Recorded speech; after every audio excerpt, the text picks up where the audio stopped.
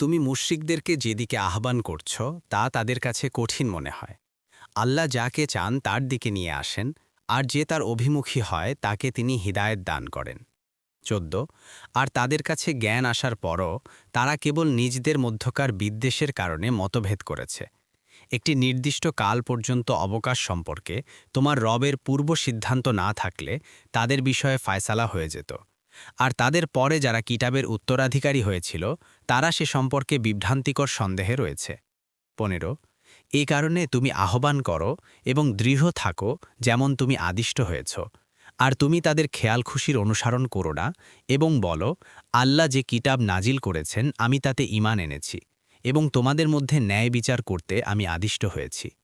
আল্লাহ আমাদের রব এবং তোমাদের রব, আমাদের কর্ম আমাদের এবং তোমাদের কর্ম তোমাদের। আমাদের ও তোমাদের মধ্যে কোনো বিবাদ বিসম্বাদ নেই। আল্লাহ আমাদেরকে একত্র করবেন এবং প্রত্যাবর্তন তারই কাছে। ১৬ আর আল্লাহর আহ্বানে সাড়া দেওয়ার পর আল্লাহ সম্পর্কে যারা বিতর্ক করে তাদের দলিল প্রমাণ তাদের রবের নিকট অসার। তাদের উপর আল্লাহর গজব এবং তাদের জন্য রয়েছে কঠিন শাস্তি। ১৭ আল্লাহ যিনি সত্যসহ কিতাব ও মিজান নাজিল করেছেন, আর কিসে তোমাকে জানাবে, হয়তো কিয়ামত খুবই নিকটবর্তী।